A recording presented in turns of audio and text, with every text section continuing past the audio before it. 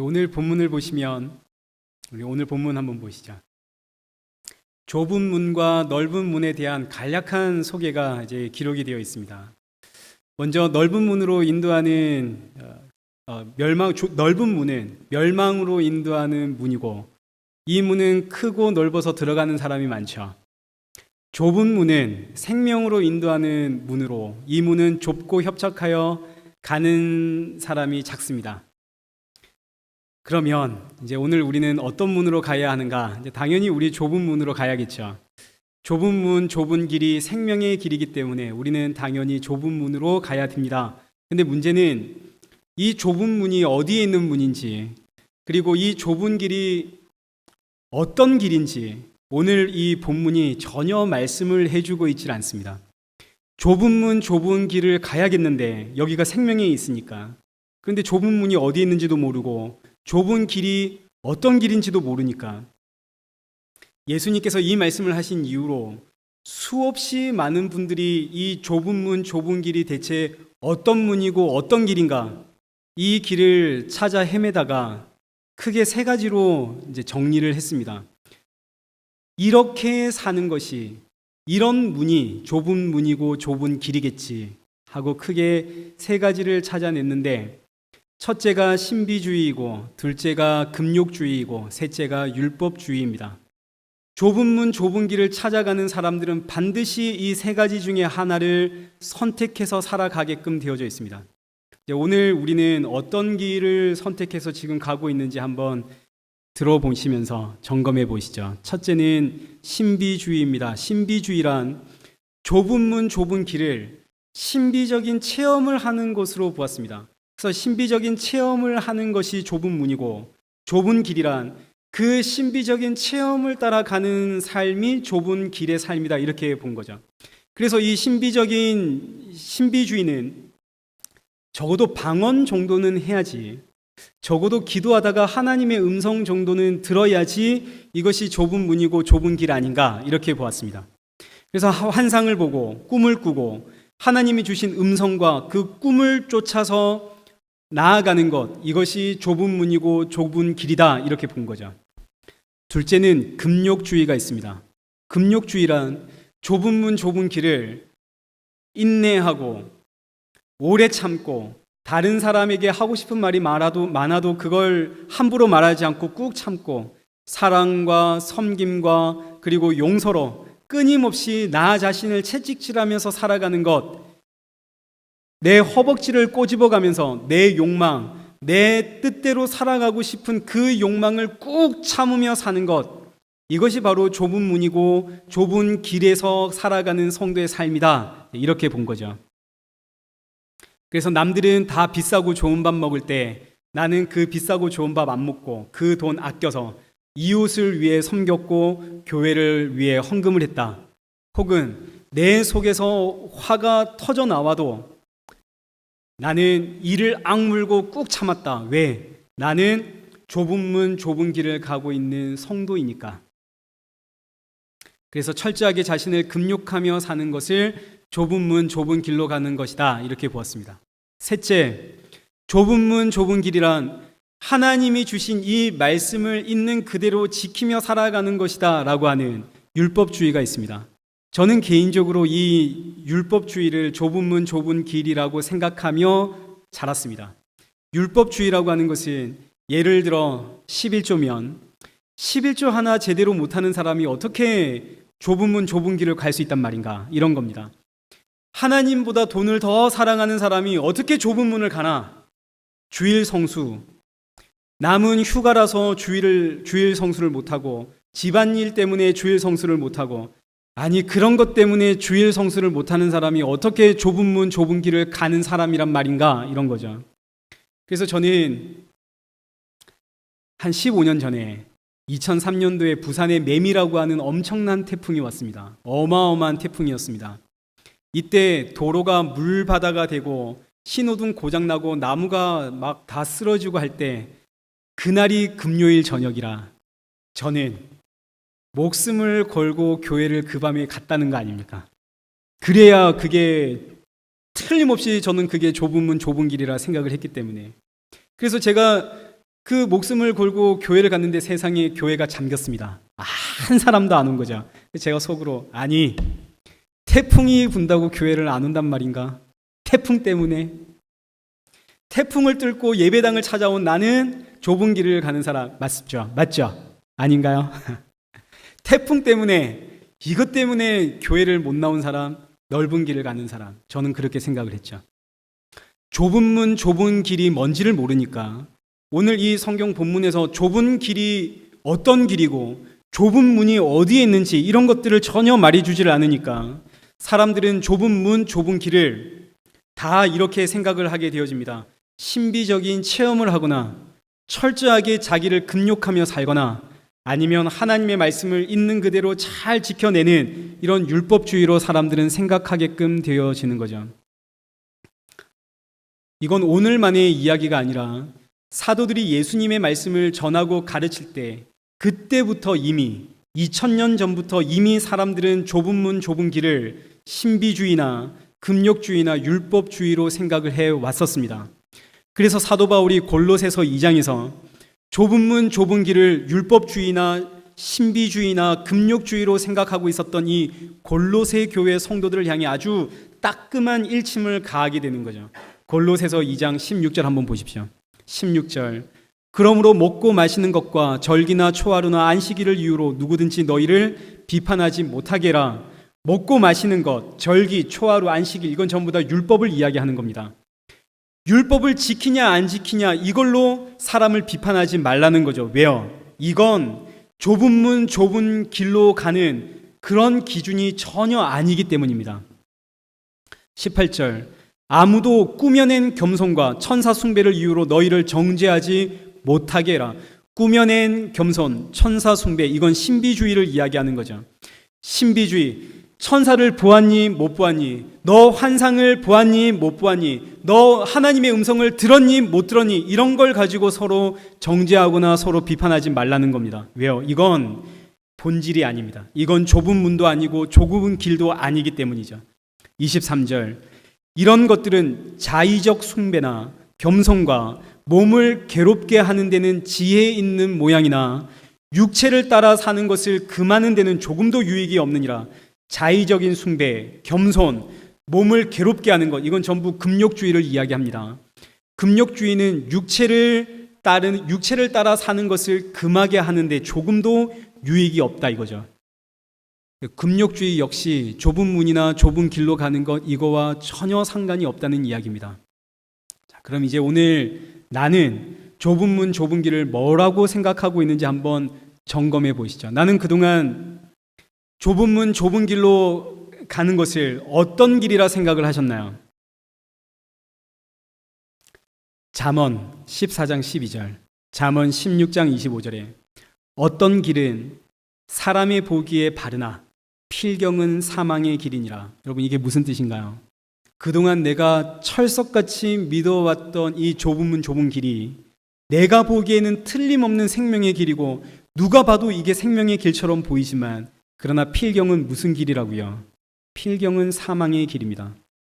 좁은 길을 가려고 했던 수없이 많은 사람들, 좁은 길, 좁은 문이 무엇인지 찾아 헤맸던 그 사람들, 그래서 찾아냈던 그 사람들, 그러나 그렇게 찾아낸 모든 길들은 전부 다 사망으로 인도하는 넓은 길이고 넓은 문입니다. 금욕주의나 신비주의나 율법주의나 아무튼 무엇이 되었든지 간에 사람이 찾아낸 길은 전부 다 좁은 길이 아닙니다. 그건 전부 다 넓은 문이고 넓은 길입니다. 사람이 찾아낸 길은 절대로 사람을 살리는 생명의 길이 될 수가 없습니다. 사람은 태어날 때부터 종교심을 가지고 태어나는데 이 종교심 안에는 금욕과 신비와 율법이 다 함께 담겨져 있습니다. 율법이라고 하는 것은 신을 향한 경건하고 거룩한 마음의 표현이고 금욕이라고 하는 것은 그 신을 섬기는 자로서 내 삶에 나오는 윤리와 도덕과 양심을 이야기하는 것이고 신비는 그 신을 향한 간절한 기도가 신비입니다. 모든 사람들에겐 이 종교심이 있고 이 종교심을 가지고 종교를 사람들이 만들어냈기 때문에 이 땅에 존재하는 모든 종교는 전부 다 율법이 있고 신비가 있고 금욕이 있습니다. 이건 모든 종교의 특징입니다. 이건 기독교만 가지고 있는 좁은 문 좁은 길의 특징이 절대로 될 수가 없습니다.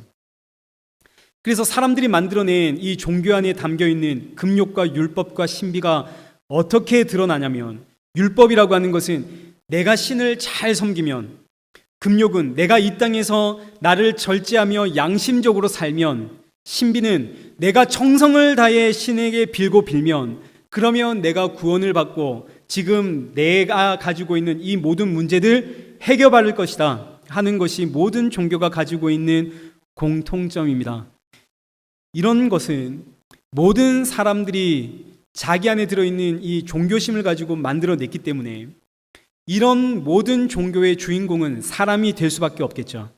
내가 신의 말을 잘 지키면, 내가 금욕을 하면, 내가 양심대로 살면, 내가 간절히 기도하면 그럼 신이 도와준다. 그래서 신을 움직이는 것도, 신의 마음을 얻어서 문제를 해결하는 것도 결국은 다 그 주체는 전부 납니다. 내가 주인공이죠. 내가 말씀을 잘 지켜냈고, 내가 양심대로 살았고, 내가 간절히 기도했고, 이런 것들은 전부 다 선악과를 먹고 난 이후로 사람들 안에 들어온 죄성입니다. 이건 너무나 자연스럽고 지극히 당연하죠. 선악과 사건이, 아담과 하와가 사람이 하나님처럼 되려고 했던 것이 선악과 사건의 핵심이죠. 선악과 먹고 사람은 전부 다 자기가 하나님이 되어버렸습니다. 내가 주인공이 되어버렸죠. 그래서 모든 것을 나 중심으로 생각하는 게 지극히 당연합니다. 그러니 내가 중심이 되어서 좁은 문 좁은 길도 내가 찾아내려고 하는 것이고, 심지어 하나님도 내가 정성을 다해 빌면 움직일 수 있다, 이렇게 나오는 거죠. 그래서 사람들이 만들어낸 종교와 사람 안에 담겨있는 종교심은 다 나 중심적입니다. 내가 모든 것을 다 좌지우지할 수가 있습니다. 신도 내가 움직일 수 있는 거죠. 그러나 여러분, 성경을 보시면 우리 로마서 11장 34절 말씀, 누가 주의 마음을 알았느냐, 누가 그의 모사가 되었느냐, 누가 주께 먼저 드려서 갚음을 받겠느냐, 이 말씀은 주의 마음을 알 사람이 있다는 뜻인가요, 없다는 뜻인가요?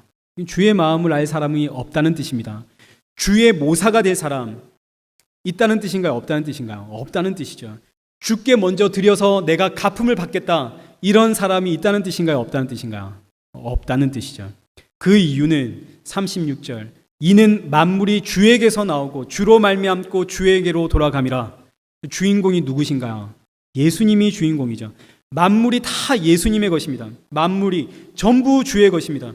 그래서 우리가 예수님을 믿을 때에 그냥 예수님을 믿는 것과 주 예수를 믿는 것은 완전히 다른 이야기입니다. 성경은 예수를 믿어라 이렇게 이야기하지 않죠. 주 예수를 믿으라, 그리하면 너와 내 집이 구원을 받으리라, 이렇게 이야기합니다. 그냥 예수가 아니라 주 예수, 이 말은 예수님이 나의 주인입니다, 이런 뜻입니다. 내 몸의 주인은 누구란 뜻인가요? 예수님이란 뜻이죠. 내 시간의 주인은 누구란 뜻인가요? 예수님이란 뜻입니다. 내 물질의 주인은 누구신가요? 이거 역시 예수님이죠. 오늘 우리는 어떤 예수님 믿고 있나요? 그냥 예수님을 믿는다는 의미는 내가 주인공입니다, 전부 내 것인데 내 것에서 얼마를 떼어서 드리니까 내가 얼마나 대견스럽고 내가 얼마나 자랑스럽나요? 11조 하기 얼마나 힘든데, 감사 헌금하기 얼마나 힘든데 내가 그 어려운 걸 해냈다 이거죠. 내가 얼마나 대견스럽고 자랑스러운지.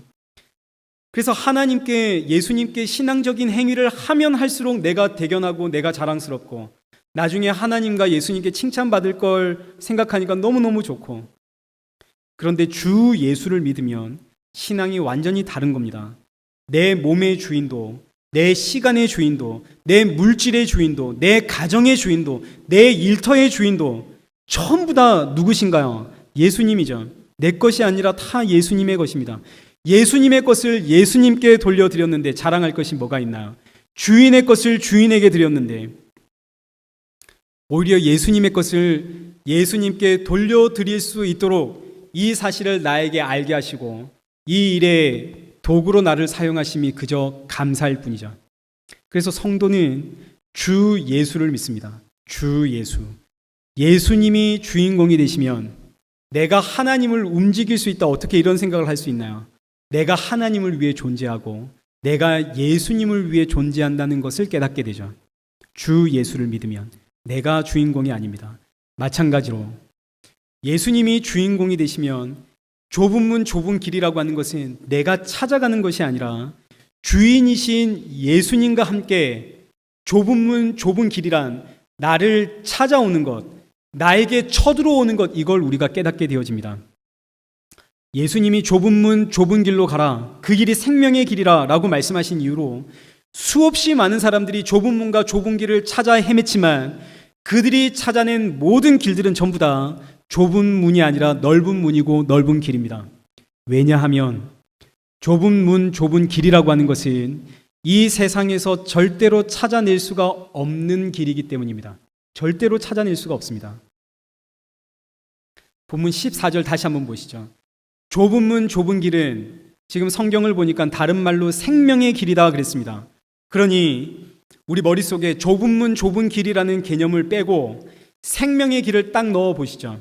생명의 길. 좁은 문 좁은 길을 찾아가려고 하지 말고 성경에서 말하는 생명의 길을 찾아가 보십시오. 성경에서 나오는 최초의 생명의 길은 창세기 3장 22절에 있습니다. 여호와 하나님이 이르시되 보라 이 사람이 선악을 아는 일에 우리 중 하나같이 되었으니 그가 그의 손을 들어 생명나무 열매를 따먹고 영생할까 하노라 하시고 여호와 하나님이 에덴 동산에서 그를 내보내어 그의 근원이 된 땅을 갈게 하시니라. 이같이 하나님이 사람을 쫓아내시고 에덴 동산 동쪽에 그룹들과 두루 도는 불칼을 두어 생명나무의 길을 지키시니라. 최초의 생명의 길은 어딘가요? 이건 에덴 동산이죠. 근데 이 에덴 동산 지금 어떻게 되었습니까? 사람이 찾을 수 있나요, 없나요? 사람이 찾아갈 수 있나요, 없나요? 못 가죠. 천사들이 두루 도는 불칼로 딱 지키고 있어서 이제 사람은 에덴 동산이라고 하는 그 생명의 근원이신 하나님이 계시는 곳, 생명나무, 이건 예수 그리스도로 상징하죠. 생명나무가 있는 그 에덴 동산으로 가는 길이 도무지 어디인지 사람은 이제 알 수도 없고 찾을 수도 없습니다. 어떻게 그걸 찾아냅니까? 이 땅에 살아가고 있는 사람은 절대로 이 생명의 길 찾아낼 수가 없습니다. 에덴 동산에서 쫓겨난 사람은 에덴 동산으로 갈 방법이 없죠. 방법이 있다면 생명나무이신 하나님, 생명의 근원이신 하나님이 에덴 동산이 사람을 찾아오는 방법 외에는 이젠 없습니다. 그런데 생명의 근원이신 하나님이 사람을 찾아올 이유가 있나요, 없나요? 전혀 없죠. 그래서 이 생명의 길을 좁은 문 좁은 길이라고 표현하는 겁니다. 왜요? 하나님이 사람을 찾아올 이유가 조금도 없거든요. 그래서 좁은 문 좁은 길이라고 말하는 이유는 사람이 찾아갈 수도 없고 찾아낼 수도 없는 불가능한 길이라 이런 뜻입니다. 하나님이 사람을 찾아올 이유가 없죠. 좁은 문 좁은 길은 불가능한 길이다 이런 이야기입니다. 그런데 복음은 여기서부터 시작을 하는 거죠. 생명의 근원이신 하나님이 긍휼히 여기는 마음, 긍휼이라고 하는 말은 불쌍히 여기는 마음이란 뜻입니다. 생명의 근원이신 하나님이 그 불쌍히 여기는 마음을 품어 사람을 찾아오겠답니다. 이게 구약 성경이 이야기하고 있는 전체의 메시지입니다. 하나님이 긍휼을 베풀어 사람을 찾아오겠다는 것, 내가 구원을 베풀겠다, 내가 생명의 길은 내가 너희를 찾아오겠다. 그래서 하나님의 긍휼, 하나님의 은혜로 이 불가능한 길, 이 좁은 길, 좁은 문이 사람을 찾아오는 거죠. 그러니 이 생명의 길은, 이 좁은 문, 좁은 길은 사람이 찾아가는 길이 아니라 하나님이 찾아오는 길입니다. 생명의 길, 좁은 문, 좁은 길은 사람을 찾아오는 길이죠. 구약 성경 내내 하나님께서 외치셨습니다. 내가 너희를 찾아가겠다. 좁은 문, 좁은 길, 생명의 문이 너희를 찾아가겠다. 그리고 드디어 그 문이 오셨습니다. 요한복음 14장 5절, 제자 도마가 예수님께 묻죠. 주여, 주께서 어디로 가시는지 우리가 알지 못하겠거늘 그 길을 어찌 알겠사옵나이까? 예수님께서 이 제자들에게 생명의 길을 가르쳐 주었습니다. 그런데 도마가 묻는 거죠. 그 생명의 길이 무슨 길인지 우리는 도무지 모르겠습니다. 예수님께서 말씀하시는 그 좁은 길, 좁은 문이 어떤 길이요, 어떤 문인지 우리는 도무지 알 수가 없습니다. 그때 예수님께서 하시는 말씀이 6절, 내가 곧 길이요 진리요 생명이니 나를 말미암지 않고는 아버지께로 갈 자가 없느니라. 그러니 생명의 길이 누구신가요? 예수님이시죠. 생명의 길을 좁은 문 좁은 길이라고 했습니다. 그럼 좁은 문 좁은 길은 누구신가요? 예수님이시죠. 내가 곧 길이요 진리요 생명이라. 그런데 이 예수님을 빼고 대체 어디서 생명의 길, 좁은 문 좁은 길을 찾는단 말입니까? 사람이 찾을 수 있는 길이 아닙니다. 찾아오시는 길입니다. 요한복음 10장 7절, 내가 진실로 진실로 너희에게 말하노니 나는 양의 문이라. 예수님께서 내가 문이다 이렇게 말씀을 하시죠. 9절, 내가 문이니 누구든지 나로 말미암아 들어가면 구원을 받고. 10절, 내가 온 것은 양으로 생명을 얻게 하고 더 풍성히 얻게 하려는 것이라. 예수님이 내가 문이라고, 진실로 진실로 말하노니 내가 문이라고, 내 안으로 들어와야만 구원을 받는다고, 영생, 생명을 받는다고 지금 예수님이 분명히 말씀하고 계시죠. 내가 문이라고. 내가 바로 좁은 문이고, 내가 바로 좁은 길이라고, 내가 바로 생명의 길이라고. 예수님이 내가 양의 문이다라고 말씀하실 때 예수님을 믿는 성도를 양이라고 이렇게 표현을 하는 겁니다. 양은 각기 제 길로 갑니다. 이사야 53장 6절 말씀을 보시면 우리는 다 양 같아서 그릇 행하여 각기 제 갈로 갔거늘. 우리는 다 각기 제 길로 가는 양들입니다. 우리가 언제 예수님을 사랑하며 살았습니까? 우리가 언제 하나님을 사랑하고 교회를 사랑하며 살았나요? 우린 내 가정을 사랑하고 내 자존심 사랑하고 이 세상 사랑하고 이 돈을 사랑하며 살아갔지, 우리가 언제 예수님 사랑했나요? 내 자존심 한번 상해 보시죠. 내 가족이 속상해지고 내 일이 잘 안 풀리고 그럼 얼마나 화가 나는지. 목사고 교회고 뭐 신앙이고 다 필요 없죠. 그래서 성경이 성도를 양이라고 표현한 이유는 양은 갈 길을 모릅니다. 마땅히 가야 할 길을 모르고 자기 마음이 내키는 대로 가는 거죠. 근데 예수님께서 양의 문으로 이 땅에 오셨습니다. 그래서 각기 제 길로 제 뜻대로 제 마음이 가는 대로 가는 그 양들을 다 잡아다가 예수님께서 그 예수님 문 안으로 다 집어넣는 거죠. 이 문이 어떤 문이라고요? 생명의 문입니다. 이 문이 바로 좁은 문이죠. 그래서 생명의 문, 이 좁은 문은 내가 찾아가는 것이 아니라 나를 찾아오는 문입니다. 달리 표현하면 잡혀서 들어가는 문입니다. 이것을 누가복음 15장 4절에서 너희 중에 어떤 사람이 양 100마리가 있는데 그 중에 하나를 잃으면 99마리를 들에 두고 그 잃은 것 하나를 찾아내기까지 찾아다니지 아니하겠느냐. 양이 주인을 찾아가는 게 아니라 양은 자기 죽을 자리를 찾아서 떠났죠. 이 양을 찾아온 사람은 주인입니다.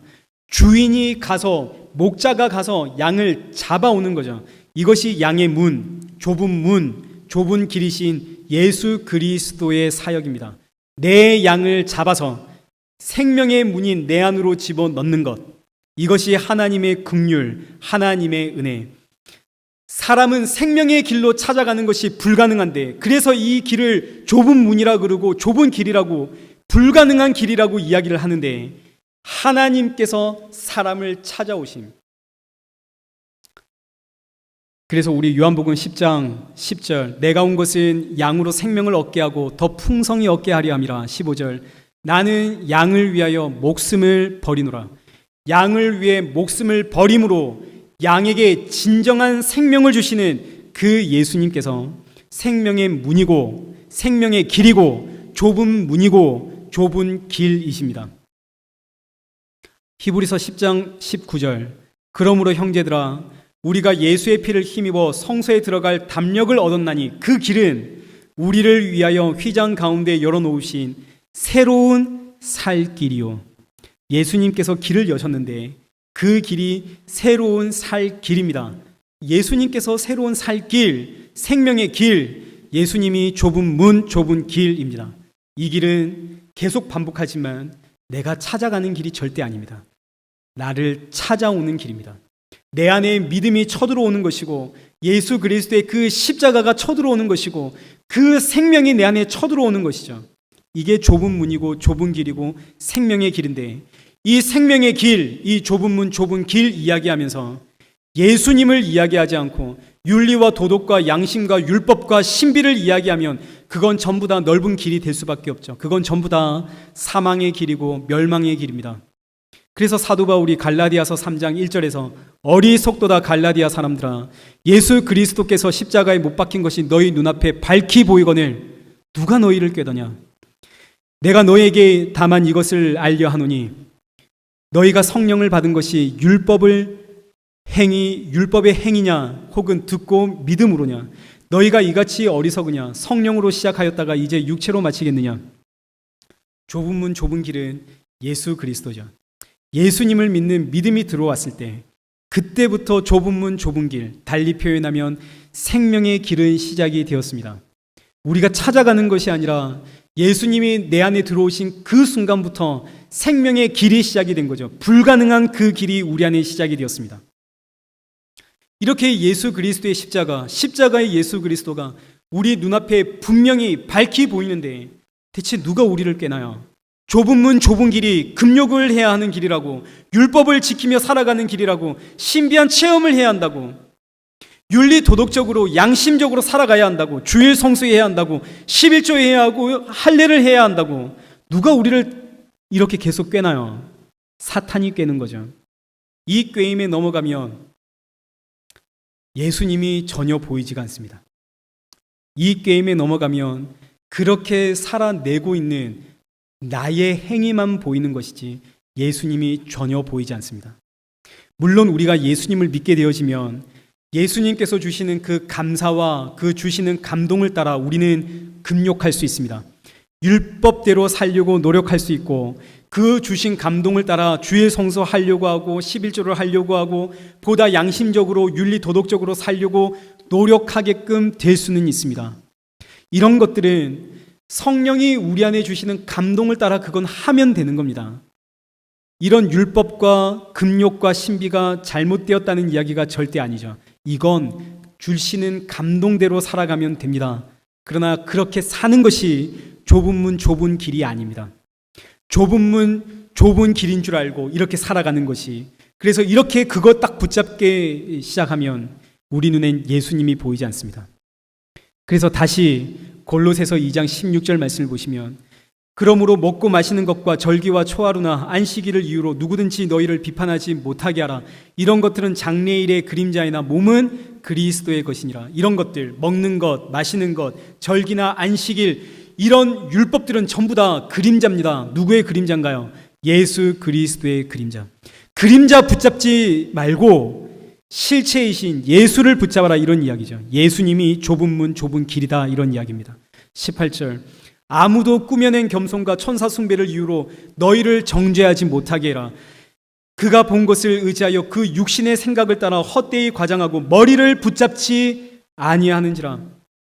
신비적인 체험 붙잡으면 머리이신 예수 그리스도가 안 보인다는 이야기입니다. 그러니 뭐를 붙잡으라고요? 머리이신 예수 그리스도를 붙잡고 살아라. 저와 여러분의 머리는 예수님이십니다. 좁은 문 좁은 길, 그 생명의 길로 가라는 의미는 머리이신 예수 그리스도께 붙잡혀 살아가라, 이런 뜻입니다. 예수님께 붙잡혀 살아가십시오. 이것이 생명의 길이고 좁은 문이고 좁은 길입니다. 지난 청년 수련회 때 한 청년이 저에게, 목사님, 저는 좁은 문 좁은 길을 가야 된다고 생각하면 그 길이 정말 무섭고 두려워요 라는 이야기를 저에게 했습니다. 이 청년의 고민은, 지금은 내가 아무런 걱정 근심이 없는 넓은 문 넓은 길 가고 있는 것 같은데, 그런데 어느 날 내가 하나님께 사로잡혀서 좁은 문 좁은 길을 가게 되어지면 그때부터 시작될 장차 나에게 다가올 그 고난과 고통이 지금 생각하니까 너무 두렵고 무섭다, 이거죠.